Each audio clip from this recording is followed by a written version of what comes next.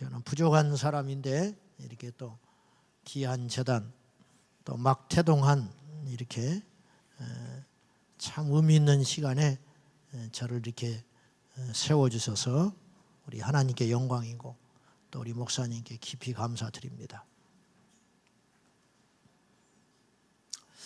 이런 말 해도 되는지 모르겠는데 우리 박보혜 목사님이 저하고 성이 같잖아요. 저를 동생 삼았어요.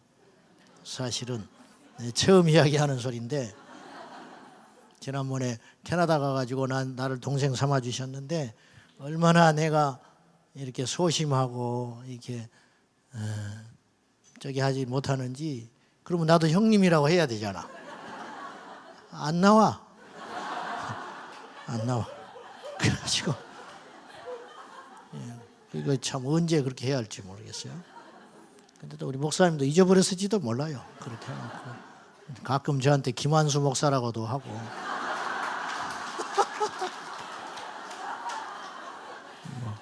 제자 성광교회라고 그러고 막 그러니까 별로 기대는 안 합니다만은 그래도 저는 그나마 양반이더라고. 우리 이성조 전도사님 이야기를 들어보니까 어느 날 군대를 가야 되는데 목사님이 가지 마라 하더래요. 왜냐하면 이렇게 지금은 교회 일이 많으니까 조금 이따가 하면 좋겠다. 가지고 연기를 했대. 2년인가 있다 또 나왔대. 군대에 오라고. 그래서 또 이야기를 했더니 또 다음에 가라고 그러시더래요. 가지고 한 4, 5년이 흘렀어. 20대 중후반이 되어버렸는데 어느 날 목사님이 그러더래. 너는 왜 군대 안 가고 있냐고. 그래서 갔대요.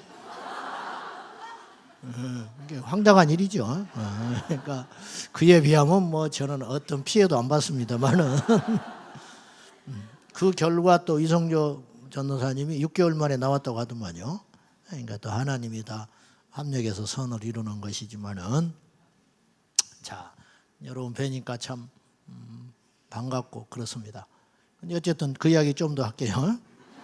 그래서 목사님이 나를 이제 동생 아닌 동생을 삼아 주셨는데 오늘 오니까 또 김 목사님이 나한테 조카 같이 여겨달라는 거야. 그래서 하기는 내 조카들이 그런 연배가 있긴 있는데 근데 가만히 보니까 이것도 은혜고 맞는 말이다. 내가 동생이 되면은 내가 동생을 삼으면 박보영 목사님 동생이 되는 거 아니에요, 저 양반이. 그러니까 그거는 또 아닌 것 같고, 그러니까 조카라는 말이 맞겠구나. 여러분, 지금 이 모든 세상은 경쟁이죠. 경쟁. 남이 잘 되는 거 잘 못 봐요. 남이 잘 되는 걸. 그래서 어떤 사람이 차를 뽑으니까 교통순경이 됐대. 묻지를 않는구나. 뭔 말인지 모르고. 그만큼 이 세상은 시기 질투가 많고 남이 잘 되는 걸 못 보는 거죠. 교회도 그렇습니다. 아셔요? 알기는 하나 모르겠네. 교회도 누가 이렇게 부흥한다 그러면 축하해주고 박수를 보내야 되는데 현실은 그렇지가 않아요. 그러니까 자기가 다 힘드니까. 근데 이 마지막 때에 한 마인드를 가지고 한 목표를 가지고 각기 다른 나이, 각기 다른 성향, 각기 다른 교단, 배경을 갖고 있지만은 주님 안에서 이렇게 제가 이 자리에 설 수 있다는 것이 기적이고 또 은혜고 그렇다면 이러한 어떤 좋은 네트워크를 하나님이 허락하신 이유는 뭘까? 계속 돌려막기 하지요. 김용기 선교사님, 이용기 선교사님, 강대영 목사님, 그러죠. 근데 다다음 주에 또 강대영 목사님 내내 가요. 불러가지고. 그러니까 그 밥이 그 나무, 그 밥에 그 밥이고 그날에 그날. 맨날 다락방 가면은 맨날 그 사람들 돌고 쳇바퀴 돌고. 이 땅에 교회가 얼마나 많은데 6만 개인데 목사님들이 얼마나 많이 계시는데. 근데 왜 그러냐? 사실은 더 훌륭한 분도 있고 더 대단한 분도 있죠. 그렇지만은 또 그건 다른 문제라. 칼라나 지향하는 목표나 어떤 십자가의 복음으로 이것은 또 다른 문제 아닙니까? 없는 거예요. 마땅치가 않아. 교만이 아니고 어쩔 수 없는 현실이에요. 그러다 보니 이렇게 좋은 관계 속에서 서로 격려하고 또 축복하고 제가 여기 와서 이렇게 너무 좋은 거예요. 너무 좋아. 이만큼도 뭐 이렇게 야, 이 교회는 이렇게 잘해놨는데 우리 교회는 왜 그럴까? 뭐 그런 마음이 안 드는 거예요. 정말로. 왜냐하면 우리 교회가 더 좋거든요. 그러니까 뭐 그런 거 있죠. 그러니까 이제 이런 것들이 도대체 어째서 이제 이런 일이 일어나는가? 이게 바로 예수님의 마음이고 하나님의 은혜구나. 이제 이런 생각들이에요. 우리 교회 다락방에 다니시다가 우리 교회에 오신 분이 있는데 한 달 전에 이리 와버렸어. 여기 어디 계시나 몰라. 저 계시네. 저 중간 뒤에 앉아있네. 우리 조상우 우리 성도님 가정이 왔는데 근데 내 마음속에 하나도 그래서 내가 전화도 안 했어. 그냥 오늘 오면 볼 것 같아서. 전화 한 통화도 안 했고 왜 가냐 또 혹은 뭐 그런 거 물어보지도 않았어요. 왜냐? 그건 능히 기쁨으로 감사함으로 거리도 가깝고 또 이러니까 제가 이제 이런 연락을 자주 받아요. 지방이나 이런 데서 교회를 어디로 가면 좋겠냐는 거야. 그게 나한테 물어봐. 자기가 가지. 근데 이제 내가 저쪽에 용인 수지 그러면 선화목자교회 가세요. 인천 방주교회 가세요. 제가 이렇게 전도를 해주는 사람이에요. 내가. 여기는 해주나 몰라. 일산 그럼 어디로 가야 돼? 이런 걸 품앗이라고 그러는 거예요. 인천에서 전화가 왔다. 그럼 내가 이제 또 숙제가 하나 풀렸어요. 이쪽으로 가거라. 필그림 선교교회로 가라. 필그림 교회로 가라. 이렇게 이런 아름다운 관계. 이것이 과연 세상에는 있을 법한 일인가. 그러면서 제가 감사하고 또 감격하며 우리 필그림 선교교회가 많고 많은 교회 중에 또 하나가 탄생했다고 의미를 부여하기보다는 하나님이 원하시는 그 교회로 하나님 앞에 끝까지 승리하는 복된 역사가 일어나기를 진심으로 축복합니다. 근데 이 중에 여기 교인이 얼마 안 되는 것 같아. 그죠? 많아? 많아야 돼. 다 등록하고 가요, 오늘. 또 그러면 안 되는가? 그래서 알아서 하는데 신상에 이로운 걸 하는 것이 좋을 것 같아. 인류는 전쟁의 역사예요. 인류는 전쟁의 역사인데 우리나라도 정확한 통계가 없을 정도로 전쟁이 많았는데 BC 기원전 빼고 기원 후 기록을 보면 약 920번의 크고 작은 전쟁이 있었다는 거예요. 우리나라 역사에. 그러면 2000년 역사 가운데 920번의 전쟁이 있었다면 적어도 2년에 한 번씩 전쟁이 있었다는 거예요. 2년에 한 번씩. 그러니까 얼마나 많은 전쟁이 있었는가. 지금 이 시간에도 이 지구 어느 곳에서는 분명히 작은 국지정이라도 일어나고 있을 것이라고. 지금. 전쟁은 눈에 보이는 전쟁만 있는 것이 아니죠. 우리는 알아요. 그러니까 예수님을 믿은 것이 얼마나 복된 길이냐면 영적인 세계를 우리가 그걸 잘 알고 또 뭐 능력을 갖고 그걸 떠나서 일단 영적 세계가 있구나. 이걸 안다는 것만으로도 어마어마한 혜택을 누리고 있는 거예요. 눈에 보이는 것만 믿고 따라가는 사람은 인생의 50%밖에 못 사는 거예요. 그러나 영의 세계를 알고 죽음 저편의 세계를 믿음으로 바라봤다? 이게 보통 축복이냐 이겁니다. 이걸 철학으로 깨달을 수 있을 것 같아요? 어떤 무당이 가르쳐 줄 것 같아요? 어떤 높은 권세 자리에 올라가면 그런 것이 알 수 있을 것 같아요? 아니에요. 하나님의 은혜. 우리가 하나님을 몰랐다면 지금 뭐하고 있을까? 잘해야 지금 등산하고 있다고. 잘해야 세상에서 등산하고 있어. 안 그러면 10중 8구 잠을 자든지 10중 8구 죄 짓고 있는 거예요. 세상에서 은밀한 죄를 짓고 있는 거예요. 예수님을 알기 때문에 하나님의 심판이 무서운 줄 알고 이 땅이 전부가 아니구나. 그래서 우리를 추스리고 다시 한번 마음을 다잡고, 이것이 보통 일이냐 그 말이에요. 이것이 하나님의 큰 은혜인 것입니다. 근데 아무에게나 이런 은혜를 주시지 않아요. 교회를 다닌다고 해서 다 이런 은혜를 받는 게 아니에요. 눈이 떠진 사람만. 예수님을 만나고도 실족한 사람이 있었어요. 알죠? 예수님을 만나고도 시험 들어. 바리새인들은 예수님 만나서 시험 들은 거예요. 그러니 이것이 영적 원리인데, 우리가 이렇게 부족하고 연약하지만은 주님의 은혜로 영적 세계를 조금이라도 눈떴다는 사실이 얼마나 귀하고 복된 일인가. 그래서 전쟁은 눈에 보이는 전쟁만 수행했다가는 이거는 아니라는 거예요. 생존을 위한 모든 것이 전쟁이, 출퇴근 전쟁이라고. 입시도 전쟁이다. 경제도 전쟁이다. 지금 일본하고 우리나라하고 총뿌리만 겨누지 않았지 경제 전쟁하고 있는 거예요. 여기서 밀려나 버리면 이제는 국가가 추락하게 되는 거죠. 이런 후퇴가 없는 전쟁. 그런데 보이지 않는 전쟁이 진짜 전쟁이에요. 왜냐하면 우리가 그냥 이런 거를 말에 붙은 말로 예수 믿으니까 립서비스로 하자는 소리가 아니고, 영적 전쟁에서 패배한다는 것은 무엇을 의미하냐면 영원한 패배를 의미하기 때문에 그래요.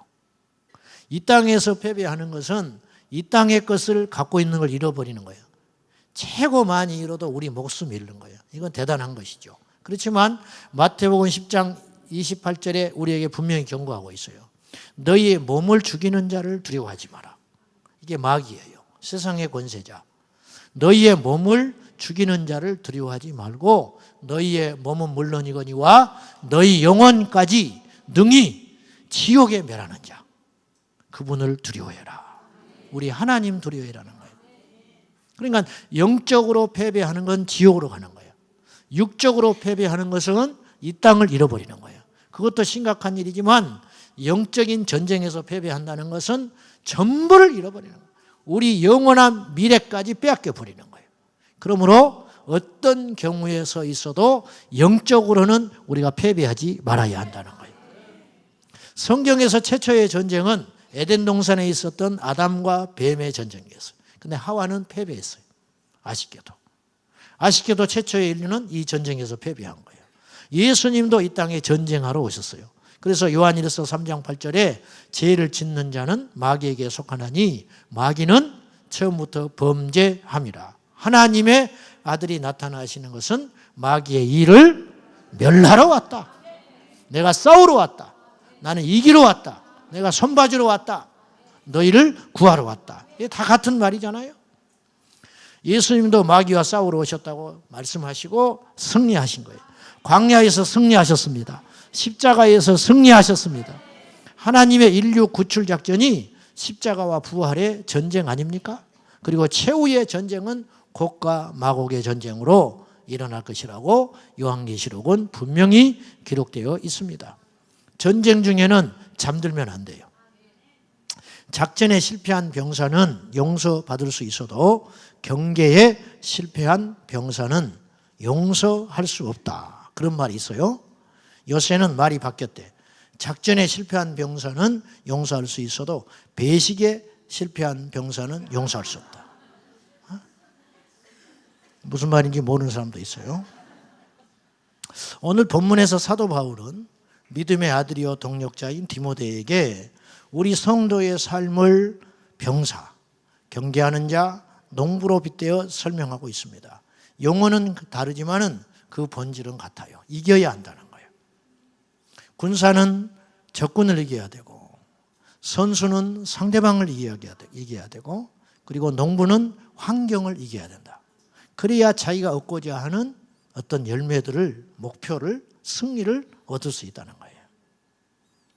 세상, 즉 원수 마귀와의 전쟁에 있는 우리가 승리해야 멸관을 얻습니다. 근데 우리가 전쟁할 때 절대로 해서는 안 되는 행위들이 있어요. 이제 제가 보니까 필그림 선교교회는 이제 한 달 된 거예요. 한 달. 뭐 이렇게 막 모이는 것 같아도 한 달 됐어요. 한 달. 우리는 14살이나 됐거든. 무슨 말인지 아세요? 그러니까 그걸 무시를 못하는 거예요. 우리가 다 한 가닥씩 하는 사람들이 이 자리에 앉아 있지만 모여놓으면 한 가닥이 안 돼. 각자는 뛰어나지만, 그러니까 이것이 이제 우리 목사님이 치러야 할 전쟁이고 여러분들이 치러야 할 전쟁이에요. 저는 이제 이런 비유를 자주 들어요. 여러분도 들어보셨겠지만은, 벌이 사라지면, 이 세상에서 꿀벌이 사라지면요, 아인슈타인 박사가 그랬어요. 꿀벌이 지구상에서 사라지면 인류는 4년 안에 멸망한대요. 도대체 꿀벌이 우리하고 무슨 상관이 있어서 꿀벌이 그렇게 중요한 존재냐? 너무너무 중요한 존재라는 거예요. 요새 꿀벌이 많이 사라지고 있어요. 이게 왜 심각하면, 끝까지 꿀 안 먹으면 되지, 그렇게 치부할 일이 아니라는 거예요. 꿀벌은 꿀을 얻는 것보다 더 중요한 일을 해요. 그건 뭐냐? 식량을 만들어내요. 수분을 통해서. 그러니까 중국에서 실제로 꿀벌이 많이 사라져가지고 어느 지역에서 사람이 일일이 붓으로 수분을 했다는 거예요. 그때 수확량이 10분의 1도 안 나왔어요. 그러면 어느 날 이 지구상에서 꿀벌이 사라졌다. 그러면 어떻게 우리가 첫 해 꿀벌이 사라진 그 해의 수확률이 10분의 1로 줄어든다고 생각해 봐요. 그럼 물가는 10배로 폭등하는 거예요. 우리가 시장 보러 갔는데 지금보다 물가가 10배로 뛰었다. 이거 살 수 없는 겁니다. 과일 안 먹으면 되죠. 과일이 문제가 아니에요. 먹을 식량의 소출이 떨어지면 우리가 어떻게 하냐 말이에요. 그 다음에는 어떤 일이 벌어지냐. 강대국이 이제는 식량 비축의 동을 다 써버리고, 그 다음에 어떻게 하느냐. 그 다음에 옆에 있는 나라들을 침략해요. 여러분, 체면, 약속 아무것도 아니에요. 내가 죽게 되면 정치인들이 얼마나 거짓말을 많이 합니까? 기억이 안 난대. 나도 아는 걸 자기는 모른대. 온 천하 사람들이 다 아는데 모른대. 기억이 안 난대. 그렇게 머리 나쁜 사람들이 정치를 하니까 어떻게 될지 모르겠어. 거짓말하는 거거든요. 손바닥 뒤집듯이 거짓말해버리는 거예요.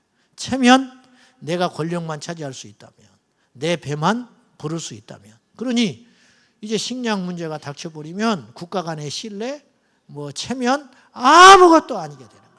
결국은 전쟁이 일어납니다. 꿀벌 때문에 전쟁이 일어나는 거예요.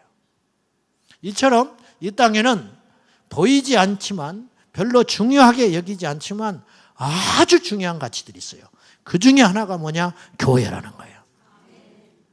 여러분, 이 땅에 교회가 이러쿵저러쿵 말이 많습니다. 그러나 그렇다고 교회가 사라진다면 어떻게 할 건데?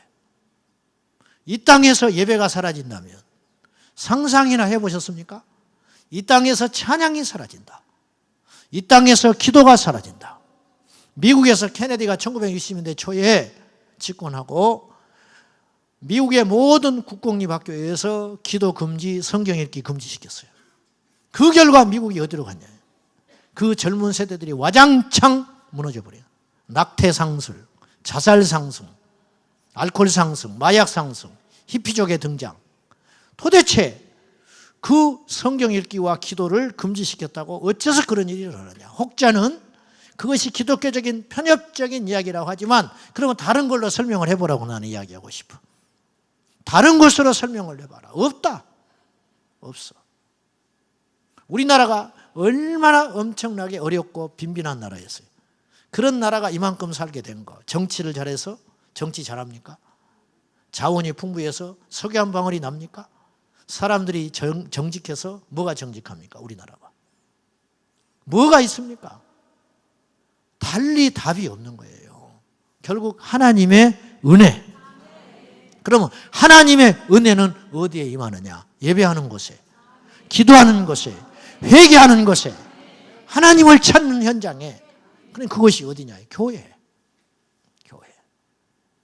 여러분, 교회를 왜 나오십니까? 어떤 사람 흥미 삼아 와요. 교회를 흥미 삼아 오니까 안 되는 거예요.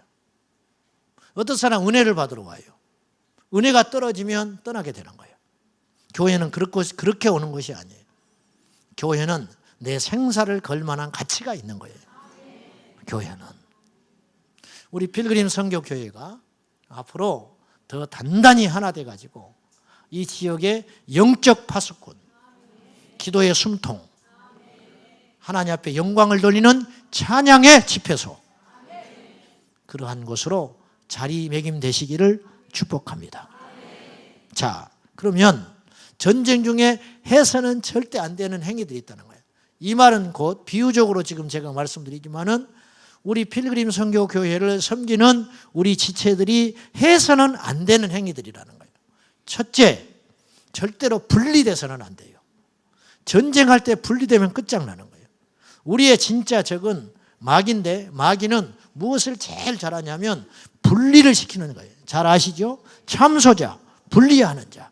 분리를 조장하는데 명수예요. 요한계시록 12장 9절과 10절에 보면 옛뱀, 마귀라고도 하고 사탄이라고 하다고 천하를 깨는 자가 우리 형제들을 참소하던 자였다. 우리 형제들을 참소하는 자였는데 밤낮으로 참소한다 그랬어요. 밤낮으로 참소하는 자. 말로써 참소하고 험담하는 자는 마귀의 손발이 되는 거예요. 말은요, 칼보다 힘이 있어요. 아시죠? 교회는요, 말만 잘해도 부흥합니다. 교회는 말만 잘해도 하나님 은혜가 있어요. 교회는 말만, 하나님께 영광 돌리는 말만 뱉어도 그 교회는 마귀가 무서워해요. 말이 얼마나 위력이 있는지 몰라요. 우리가 듣지 말아야 할 말 한마디를 들어가지고 꼬꾸라진 인생이 얼마나 많으며 들어야 할 생명의 말 한마디를 들어서 살아난 인생은 또 얼마나 많습니까? 제가 이제 머리가 없는데 이렇게 해요, 한 번씩. 올라서 그러는데 머리 없는 사람도 이렇게 할 필요가 있다고. 이게 내려오면 더 취해. 근데 저는 하나님의 은혜로 머리 많은 사람이 하나도 안 부러워. 정말로. 내 성격에 그거 굉장히 열등감을 가질 만한데 아무 생각이 안 들어. 정말로. 머리 많은 사람은 불쌍해. 자, 근데요, 몇 년 전에 우리 권사님 한 분이 이렇게 말을 했어. 목사님, 머리도 없는데 뭘 그렇게 넘기십니까? 나한테 그랬어. 이물으니까 웃자고 하는 소리. 근데요, 내가 머리만 이렇게 하려면 그 말이 생각이 나. 그 말이 생각이 나. 지금도 생각났어. 머리만 만지려고 하면 머리도 없는데 어디를 넘기냐. 그 말이 탁 박혀버린 거예요. 근데 이거는 나에게 상처되는 말도 아니고 아무것도 아닌 말이야. 그냥 그만큼 친밀한 관계라는 뜻이에요. 그분이 무례한 사람도 아니고 그걸 내가 불쾌하게 여기는 것도 아니야. 근데 만지면 생각이 나. 아, 말은 이렇게 위력이 있구나. 근데 몇 주 전에 빈 손은 상처가 아물면 아무 생각이 없어요. 언제 비었는지, 어느 부위에 비었는지 일부러 찾아내지 않으면 생각이 안 나. 육체의 상처보다 말로 입히는 영의 상처는 얼마나 큰가. 말을 아름답게 잘해야 돼. 여러분들이 지금 갑자기 이렇게 모이시고 이렇게 했기 때문에 서로를 잘 몰라요. 그러다 보니 각별히 말을 조심하셔야 돼요. 말로 분란을 일으킨다는 거예요. 자중질환할 수 있어요. 절대로 그래서는 안 돼요. 아무리 강한 군사도 분리가 돼버리면 힘을 못 쓰는 거예요. 천하의 큰 암벽 바위도 구멍을 뚫어가지고 거기다가 나무를 박아놓고 물을 부어버리면 금 가버립니다. 금 가버리면 그 돌은 끝장나버리는 거예요. 아무리 큰 교회도 분리가 돼버리면 그 교회는 쑥대밭 돼버립니다. 그죠? 큰 교회가 무슨 힘을 씁니까? 큰 교회가. 아무리 돈이 많은 재벌집도 형제간의 의가 갈려버리면 세상에 조롱을 받습니다. 작아도 단단한 교회, 적어도 강력한 교회, 진흙같이 하나 되어 한 목표를 향하여 달려갈 수 있는 그러한 교회, 그 교회가 강한 교회다. 주님이 세우신 그 교회, 그 교회가 바로 하나 되는 교회 아닌가. 두 번째는요, 훈련을 게을리해서는 안 돼. 거짓된 평, 우리나라가 지금 휴전 상태거든요. 국경이 없는 나라예요, 아직. 근데 휴전이 오래 가니까 우리가 지금 헷갈리고 있는 거예요. 그래, 우리가 속아요. 우리 영토가 확장된 나라가 아니거든요. 지금이라도 전쟁이 일어나도 이상한 나라가 아니라고요. 왜냐? 휴전이니까. 잠시 쉬고 있는 거예요. 말 그대로. 영토를 넘어오는 게 아니에요. 전쟁을 다시 시작하는 것이지. 근데 이 평화의 시기가 너무 오래 가니까 우리가 지금 오판하고 있는 거예요. 이 평화가 영원할 거라는 거예요. 그래서 게을러졌어요. 우리는 항상 싸울 준비를 해야 돼요. 훈련이 되어 있어야 돼요. 자다가도 벌떡 일어나서 총을 들고 싸울 준비가 되는 거예요. 이게 훈련에서 나오는 거거든요. 자, 예를 들어서 병원에 신방을 갔다. 우리가 영이 훈련되어 있으면 병원에 신방하고, 제 경우는 그렇더라고. 영적으로 나태하고 게으르면 내가 신방해야 할 그 사람만 딱 기도해주고 와버려요. 근데 내가 훈련이 되고 무장되어 있는 상태가 되면 어떤 일이 일어나냐면, 그곳에 가서 아는 성도한테 신방하고 기도해주고 주변 병실을 뒤집니다. 왜? 혹시 믿지 않는 영혼이 있을까 봐. 그리고 기도해도 되겠느냐. 그리고 기도해주고 전도해주고. 이게 왜 그러냐? 무장이 돼 있으면 이것이 가능해져요. 근데 영적으로 게으르고 나태해버리면 이런 현상들을 못 갖는 거예요. 그냥 내 식구 만나고 위로하고 격려하고 이렇게 하고 와버린다는 거죠. 이게 바로 훈련되어 있느냐 안 되어 있느냐. 동창회를 간다 칩시다. 동창회 가는데 내가 무장되어 있고 훈련되어 있으면 기도하고 갑니다. 그리고 가가지고 믿지 않는 우리 친구들 복음 전하고 오는 거예요. 근데 내가 무장되어 있지 않고 훈련되어 있지 않기 때문에 이게 안 되는 거예요. 여러분, 훈련은 그렇게 중요한 거예요. 마가복음 9장에 귀신 들린 아들을 둔 아버지가 왔는데 제자들이 못 쫓아주는 거예요. 근데 여기서 제자들이 왜 귀신 들린 그 아이를 고쳐주려고 덤벼들었을까? 이유가 있어요. 예수님이 변화산에 올라가셨는데 기다리지. 왜 제자들은 기다리지 아니하고 귀신 들린 아들을 쫓아내지도 못하면서 쫓아보겠다고 덤벼들었을까? 이유가 있어요. 과거에 쫓아내줬어. 자신들이 예수님의 이름으로 귀신을 추방하고 승리한 전과가 있었단 말이에요. 근데 오늘 될 줄 알았는데 안 돼. 총을 쐈는데 총이 녹슬어서 안 나가. 며칠 전까지 총이 나갔는데 칼을 뽑아서 예리하게 휘둘렀는데 안 쓰러져. 칼이 녹슬어서 안 되는 거예요. 이유는 어디서 왔는지 모르겠어. 제자들이. 근데 분명한 거 하나. 기도가 약해져 있었어요. 기도 외에는 이런 유가 나갈 수 없다. 예수님이 정확히 진단했잖아요. 제자들은 몰랐어요. 자신들이 믿음이 없어서 그런지, 자신들이 사랑이 없어서 그런지, 아니면 이 사람이 워낙 강한 상대라서 그런지 원인을 모르고 있었는데 예수님은 정확하게 깨뜨렸어요. 기도가 훈련이라. 여러분, 이 땅의 교회는 두 종류의 교회밖에 없어요. 기도하는 교회와 기도하지 않는 교회.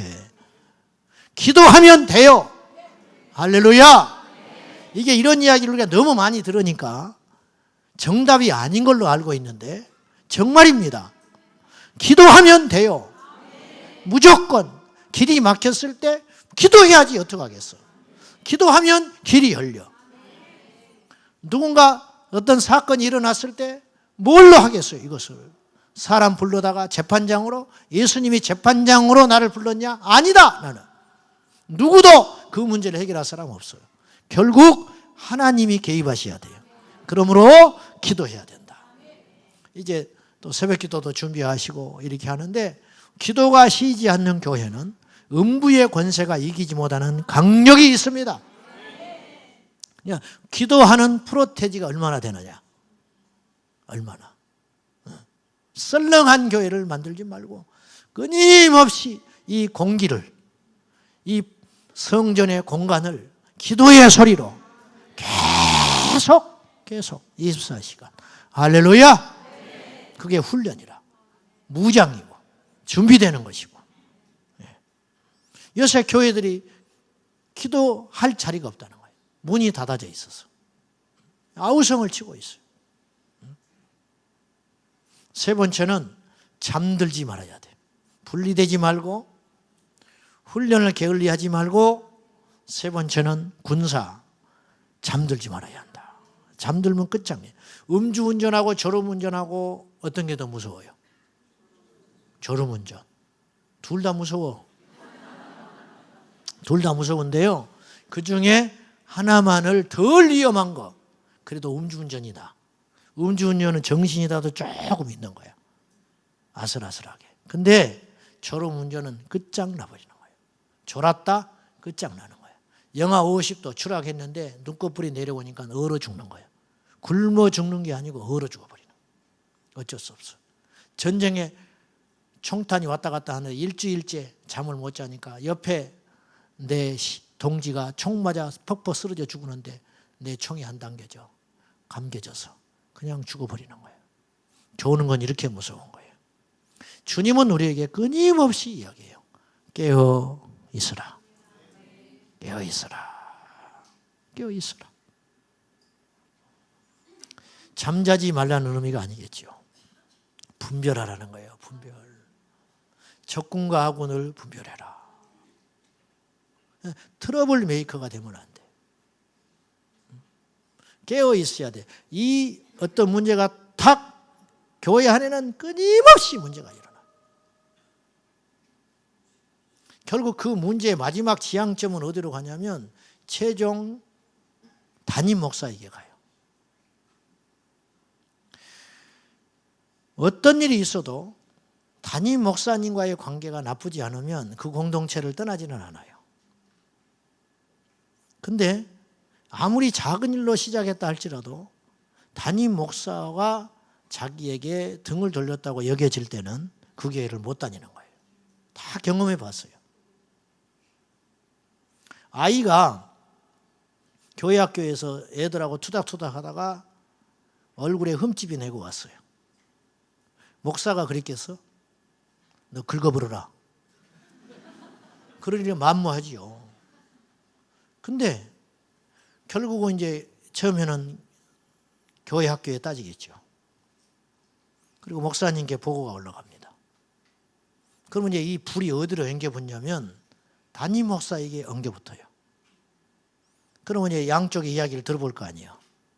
그러면 드디어 사탄이 발동하기 시작하는데 섭섭마귀를 긴급히 투입해가지고 목사님이 자기 편 안 들어준다는 거예요. 편이 어디가 있어. 애들끼리 잠깐 그래버리는 거를 결국은 둘 다 떠나는 거예요. 이게 그리고는 사단이 뒤에서 뒷짐지고 웃어요. 제가 목사 편이 아닙니다. 현실이 그렇더라는 거예요. 이게 분별을 해야 돼요. 내가 이렇게 말하고 내가 이렇게 행동해서 마귀에게 유익한 게 무엇이고 하나님 나라의 치명적인 게 무엇인가. 이걸 잘 따져보고 절대로 잠들지 말아야 돼요. 깨어 있어야 한다 그 말입니다. 영적으로 예민하게. 나의 행동 하나가. 말을 할 때 주변을 살펴봐야 돼요. 내가 던진 이 말 한마디가 주변에 어떤 파장을 몰고 올 것인가. 내가 하고 있는 봉사를 쉴 때 몰고 올 파장은 과연 무엇인가. 이게 깨어 있음이라는 거예요. 잠들지 말아야 돼요. 둔하면 안 돼요. 성질대로 하지 마세요. 기분 내키는 대로 하지 마세요. 힘들어도 합니다. 그러나 기분 나쁘면 안 해. 이게 자아가 죽지 못한 결정적인 증거라. 기도에서 능력받아가지고 그 힘으로 싸워. 절대 그런 어리석은 우리끼리 내부 총질하는 어리석은 공동체가 되지 말고 예수님의 이름으로 서로 격려하며 서로 존중하며 깨달아가며 분별하며 뒤에 있는 실체를 보고 총구를 바로 들이대서 사람에게 들이대지 말고 그 깨달음으로 승리하는 여러분 되시기를 축복합니다. 어느 집사님이 핸드폰에다가 삐리리 전화가 올랐어요. 거기 이렇게 써있더만 우리 왼수. 이분의 왼수는 자기 남편이야. 말이 안 되는 것이죠. 적수를 잘못 둔 거예요. 기도하는 사람은 그렇게 하면 안 돼요. 자, 전쟁 중에 힘써야 할 것이 있어요. 두 가지만 말씀드릴게요. 첫째, 무기를 손에서 놓으면 안 됩니다. 싸움 중에 있는 병사는 밥을 먹을 때도 무기를 챙겨 들고 갑니다. 밥 숟가락 들다가 총성이 울리면 전쟁터로 뛰어가야 돼요. 화장실 갈 때도 가져가야 돼요. 기분 나쁠 때도 가져가야 돼요. 애인이 변심해도 총은 들고 있어야 돼요. 이게 뭐냐? 무기를 손에 놓지 마라. 우리의 무기는 뭡니까? 영적 무기. 하나님의 전신갑주, 구원의 투구, 의의 흉배, 진리의 허리띠, 평안의 예비한 신발, 그리고 믿음의 방패, 그리고 성령의 검, 곧 하나님의 말씀을 가지라. 이게 우리 영적 무기라. 공격 무기는 유일하게 그 에베소서 6장에서 다 방어 무기예요. 투구, 흉배, 방패, 신발 다. 근데 유일한 공격 무기는 두 개예요. 말씀과 기도. 그래서 성령의 검, 그리고 기도를 따로 항목으로 따로 다뤘어요. 성령 안에서 무시로 기도하라. 이걸 따로 항목을 뒀어. 그러니까 말씀과 기도. 이게 다른 것 없어요. 다른 것 없어. 저는 분명히 확신하는데 필그림 선교교회는 부흥해요. 이제 어떤 방식으로 부흥하느냐, 어느 속도로 부흥하느냐, 얼마나 건강하게 부흥하느냐, 그건 어디에 달렸냐면 기도의 분량에 달려있다. 감히 제가 이렇게 말씀을 드리고 싶어요. 아담은 말씀을 잃어버렸어요. 하나님의 말씀을 너무 쉽게 생각했습니다. 예수님은 말씀 자신이거든요. 그럼에도 불구하고 당신은 말씀으로 마귀를 물리쳐요. 이게 굉장히 중요한 의미가 있는 것이 예수님이 당신의 본질적인 능력으로 마귀를 능히 대적할 수 있어요. 우리는 못 이기지만 예수님은 그 자체가 신이세요. 그 자체가 패배가 있을 수 없는 분이에요. 내가 12영이나 되드는 천사를 불러다가 멸할 수 있는 권한과 능력이 없는 줄 아느냐? 할 수 있다. 그러나 나는 이 권을 쓰지 않는다. 그랬던 예수님이 광야에서 마귀를 대적할 때 기록되었으되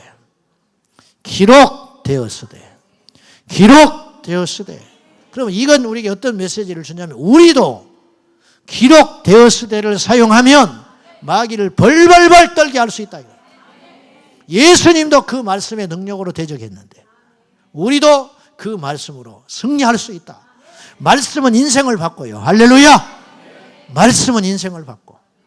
우리 교회에 말씀 한마디로 인생이 바뀐 사람이 있어요. 우리 박 집사님. 그분은 20대 대학 다닐 때까지 예수 믿었어요. 교회 다닌 거지, 정확히 표현하면. 그러다가 떠났어. 그러니까 교회만 다녔던 거예요. 종교인으로. 그러다가 애 낳고 시집가고 엄청나게 고생할 때쯤에 누군가의 전도를 받고 교회를 나왔어요. 교회를 몇 달 나오다가 이제 이렇게 예배를 드리고 또 성실한 성품의 사람이고 좋은 사람이기 때문에 예배를 잘 드렸어요. 그러던 중에 어느 날 말씀을 듣는 중에 그 한마디가 그분의 인생의 송두리째 청천벽력같이 들려오는 말 한마디가 있어요. 사람이 분을 품되 분을 내되 죄를 짓지 마라. 그리고 분을 품되 해가 지도록 품지 말라. 이 말씀이 있어요. 에베소서에. 이 말씀이 이 사람의 인생에게 찾아왔어. 자기가 그런 사람이었다는 거예요. 자기 남편에 대한 분노. 저 인간을 만나서 내 생애 10몇 년 동안 완전히 그 꽃다운 젊은 청춘을 다 버리고 그때 안 만났더라면 이 사나이를 만나가지고 이 사내를 만나서 그러면서 그 응어리, 분노. 근데 그 말씀 앞에 꼬꾸라졌어요. 분은 품을 수 있는데, 가질 수 있는데 해가 지도록 품지 말고 털어버려라. 성경은 그렇게 써 있었는데 이 집사님은 성경을 몰랐기 때문에, 말씀을 몰랐기 때문에 그냥 모든 사람은 그렇게 사는 줄 알고 그렇게 살아야 되는 줄 알았다는 거예요. 근데 그 말씀이 임하여 이분에게 모든 속박에서 그 말씀을 자유케 했어요. 그래서 남편을 놓아줬어요. 분을 내려놨어요. 남편을 긍휼한 마음으로 바라보기 시작했어요. 그의 가정은 회복되었고 정말로 하나님 안에서 어마어마한 변화와 역사를 경험하는 가정이 됐어요. 한마디의 말씀으로. 이게 말씀의 검이죠. 그동안 자기의 인생을 올가매었던 저주와 고통과 낙심과 피해의식과 어둠으로 똘똘 말아놨던 그 굴레를 성령의 검을 들어 휘두르자 그 굴레에서 풀어나게 되었고 이 사람은 자유케 되었다. 할렐루야. 자유케. 말씀은 능력이라. 그래서 어떠한 경우에도 말씀을 꽉 잡아야 한다는 거예요. 아무리 힘들어도 아무리 고통스러워도 예배하는 거, 하나님을 찾는 거, 그걸 절대로 포기해서는 안 된다는 거예요. 이번에 미국 덴버에 가서 어느 교회에 초청받아 집회를 했는데 이분이 저한테 절절한 메일을 보냈어요. 그 전에. 그래서 내가 이 교회는 꼭 가봐야겠다. 이분이 6년 전에 미국을 들어갔는데 어느 날 하나님이 미국을 갈 마음을 주시더래요. 근데 그 사모님이 어린이집 2개를 운영하고 있었고 이분은 부교육자로 편안하게 있었어요. 그리고 그 교회에 다음 담임으로 낙점이 돼 있는 상태였어요. 근데 어느 날 기도할 때마다 미국으로 가라. 미국 가라. 미국 어디를 가야 할지, 가서 뭘 해야 할지 그런 구체적인 것도 없이 무조건 새벽에 기도를 하면 하나님이 미국을 가라. 견딜 수 없어서 담임 목사님께 허락을 받기 위해서 이야기했는데 안 돼. 당연히 안 된다. 안 돼. 4년을 기다렸어. 4년. 나중에 안 되니까 교회에 짓거든 가라 그랬어요. 근데 교회를 질 전혀 계획이 없어요. 근데 6개월 만에 교회 공사를 시작하더니 교회를 지어버렸어요. 할 말이 없어 목사님이. 교회에 짓고 가라 했으니까. 그때는 이 목사님이 제일 불가능한 걸 제안을 했는데 이것이 돼버렸어. 그러니까 할 수 없이 미국을 보냈어요. 이분이 와서 아무 목적도 없이 뜻도 없이 주님이 가라 해서 온 것이 미국 덴버인데 2주 만에 담임 목사가 됐어. 출석을 했는데 다음에 어떻게 하더니 교인이 10명도 안 되는 교회 담임 목사님이 됐어. 완전히 밑둥만 남고 껍데기만 남고 죽어버린 교회예요. 이분이 죽을 각오를 하고 거기서 목회를 했는데 하루도 쉬지 않고 기도하며 무릎으로 그 교회를 지켰어요. 저녁 기도해, 새벽 기도해, 구역 예배, 수요 예배, 철야 치열하게 주일날 예배 한 번만 있던 교회를 그렇게 만들어가면서 부부가 저녁 기도회를 2년 동안 2사람만 기도를 했대요. 근데도 포기하지 않았어. 그러면서 교회가 살아나기 시작했어요. 제가 말씀드리려고 하는 이거예요. 그에게 아들이 하나 있었고 딸이 하나 있었어요. 어느 날 아들이 우연한 기회에 어떤 사고에 의해서 총기를 맞아서 죽고 말아요.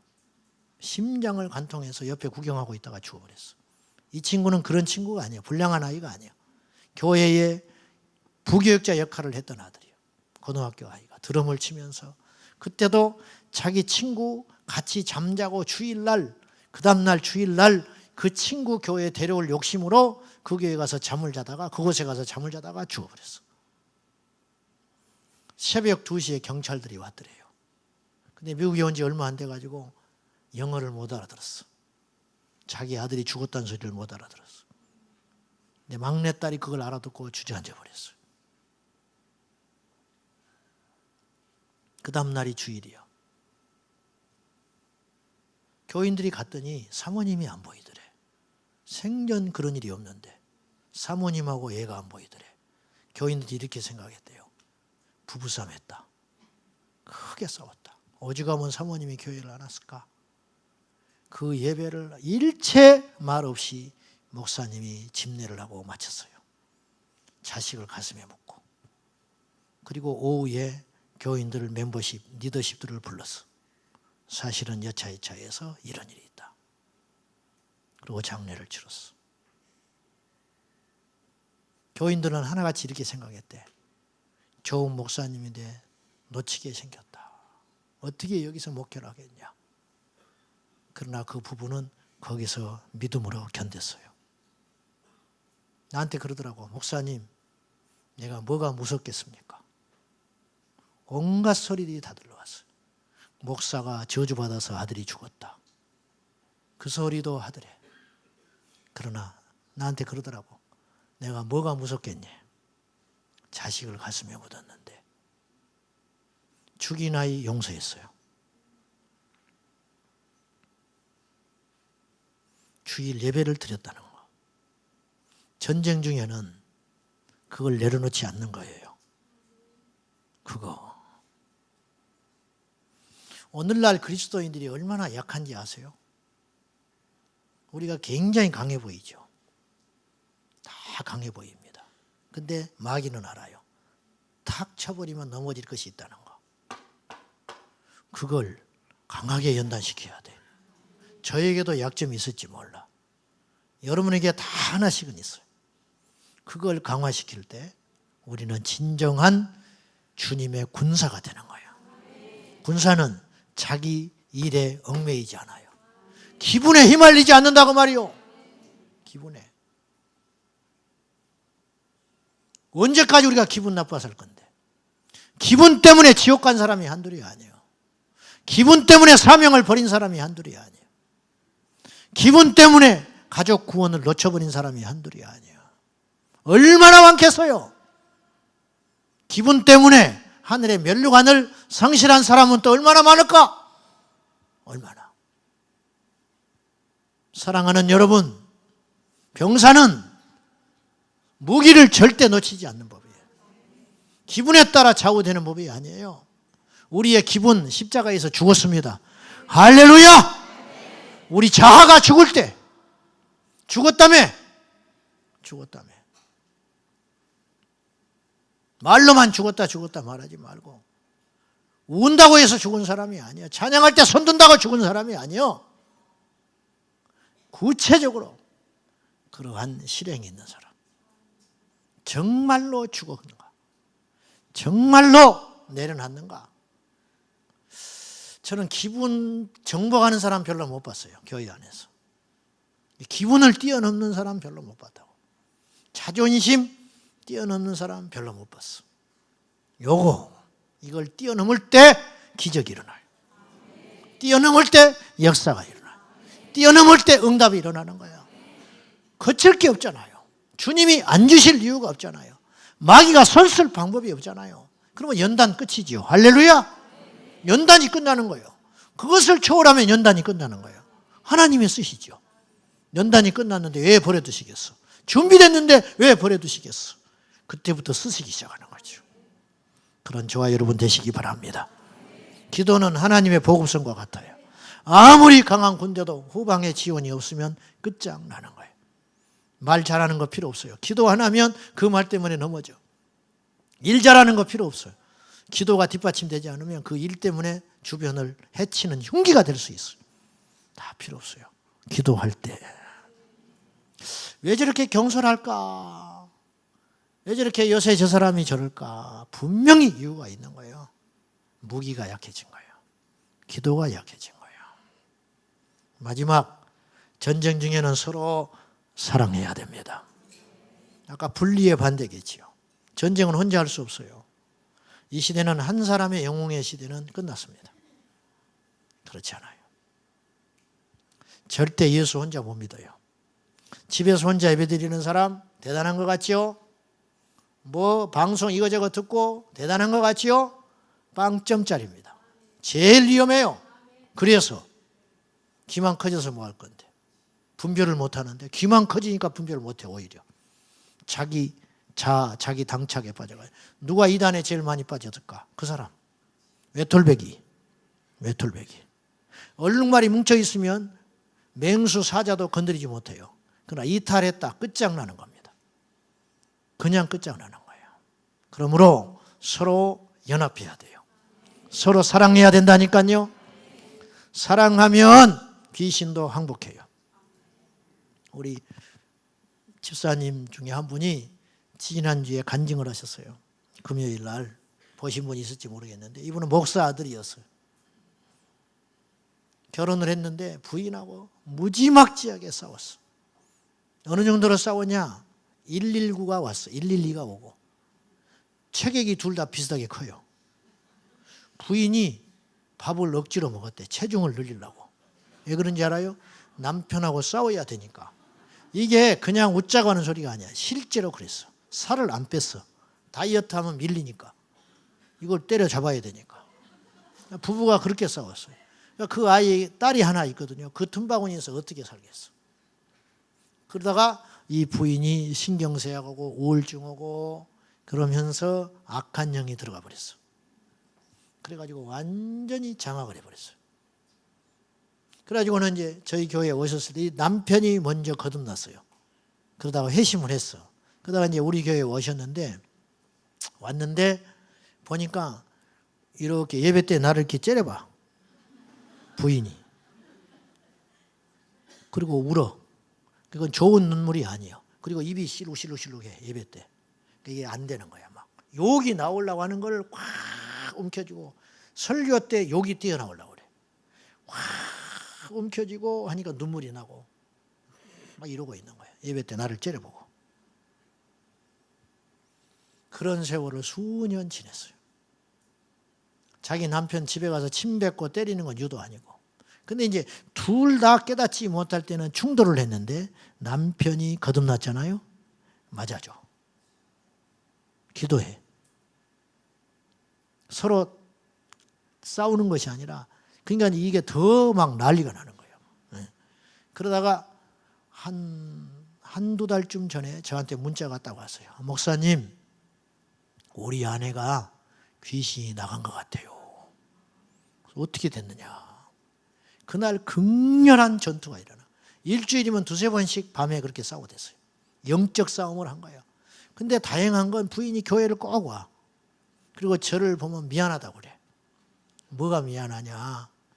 자기도 모르게 목사님에 대하여 그런 마음이 드는데 어떻게 해볼 수가 없다는 거예요. 근데 어느 날 그날도 치열하게 드러나가지고 하는데 이 남편이 기도하고 울고 그러면서 이렇게 마귀에게 귀신에게 이렇게 외쳤어요. 하나님, 제 아내에게 있는 저 악한 영이 저에게 들어오게 해주세요. 급기야 그 기도를 하기 시작했다는 거예요. 저것이 나에게 와도 좋습니다. 그러니 제 아내를 치유해 주십시오. 그랬더니 귀신이 조롱을 하더래요. 응? 웃긴다고. 네가 예수 흉내 내냐고. 막 입에 담을 수 없는 소리를 하는데 진정으로 이 남편은 그 악한 영이 자기한테 오기를 원했어요. 그 순간 악한 영은 떠나버렸어요. 사랑은 능력이에요. 사랑하면 되는 거예요. 사랑하면. 말씀 맺을게요. 너희가 서로 사랑하면 이로써 너희가 제자 훈련하면 너희가 많이 모이면 너희가 열심히 전도하면 선교사를 많이 파송하면 아니고 너희가 서로 사랑하면 이로써 사람들이 너희가 내 제자인 줄 알리라. 어쩌면 이것이 마지막 단계인지 모르겠어요. 우리 필그림 선교교회가 하나님의 기대도 크고 주변의 뜻깊은 믿음의 동력자들에 의해서 많은 기대 속에서 출발을 했습니다. 이 기대가 헛되지 아니하도록 이제 여러분의 몫입니다. 우리 목사님이 젊습니다. 나이를 알면 깜짝 놀랄 정도로 겉은 나보다 더 늙어 보여.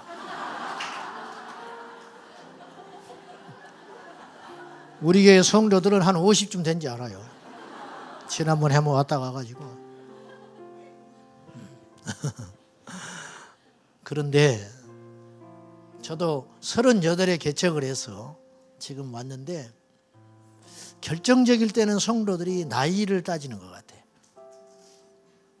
이렇게 조금 이렇게 그런 것이 있어요. 지금은 이제 나도 지긋해지니까 그렇지 않지만은 안 됩니다. 아시죠? 그건 상식이야. 상식. 헌신을 한다고 해서, 수고를 한다고 해서, 섬긴다고 해서 그건 얕잡아야 할 대상이 아니에요. 그거는 정말 무서운 것입니다. 교회는 질서가 있어야 돼요. 나이가 어려도 목사는 목사입니다. 잘 아시겠지만 우리 김성준 목사님 십자가의 복음으로 우리 박 목사님과 함께 그 계를 같이 하기 때문에 되도록이면 내려놓을 거고, 되도록이면 섬길 것이고, 되도록이면 양보할 터인데 그것을 당연시 여기지 말라는 거예요. 그것은 아름답지 못해. 그리고 그것이 오래 가면은 지칩니다. 그렇게 해서는 안 돼요.